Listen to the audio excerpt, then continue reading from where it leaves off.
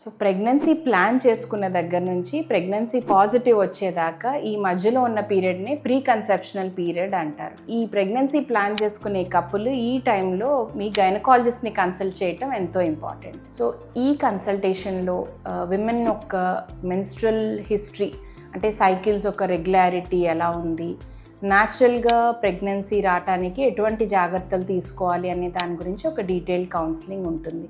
అట్లాగే ప్రెగ్నెన్సీ రావటానికి ఎంత వెయిట్తో స్టార్ట్ చేయాలి, ఎంత వెయిట్ ఉంటే హెల్దీగా ప్రెగ్నెన్సీ వచ్చే ఛాన్సెస్ ఉంటాయి, అట్లాగే బీపీ, థైరాయిడ్ ఇష్యూస్, డయాబెటీస్ ఇట్లాంటివి ఏమన్నా అన్డయాగ్నోస్డ్గా ఉంటే ఇటువంటి రిస్క్స్ని ఐడెంటిఫై చేసి వాటిని ట్రీట్ చేయటం జరుగుతుంది. అట్లాగే కొంతమంది క్రానిక్గా అంటే హై బ్లడ్ ప్రెషర్స్ కానీ, షుగర్స్, థైరాయిడ్స్ వీటి కోసం మెడికేషన్ మీద ఉన్నవాళ్ళు ఏమన్నా ఈ మెడిసిన్స్ హార్మ్ఫుల్గా ఉన్నాయా, ప్రెగ్నెన్సీలో ఏమన్నా హార్మ్ కాజ్ చేసే విధంగా ఉంటే వాటి నుంచి కొంచెం సేఫర్ డ్రగ్స్కి మూవ్ చేయటం జరుగుతుంది.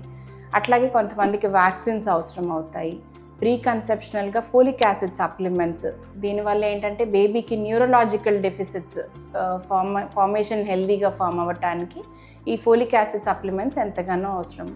కొంతమందికి జెనెటిక్గా ఏమన్నా ఇష్యూస్, ఫ్యామిలీలో జెనెటిక్గా రన్ అయ్యే ప్రాబ్లమ్స్ లాంటివి ఉంటే వీటిని గురించి కూడా ఒక డీటెయిల్ కౌన్సిలింగ్, అవసరమైతే ఒక జెనెటిక్ కౌన్సిలింగ్, ప్రీ కన్సెప్షనల్గా ఏమన్నా టెస్టింగ్ అవసరమా, ప్రెగ్నెన్సీలో దీనివల్ల ఏమన్నా అడిషనల్ టెస్టింగ్ అవసరమా అనే డీటెయిల్స్ కూడా డిస్కస్ చేయటం జరుగుతుంది.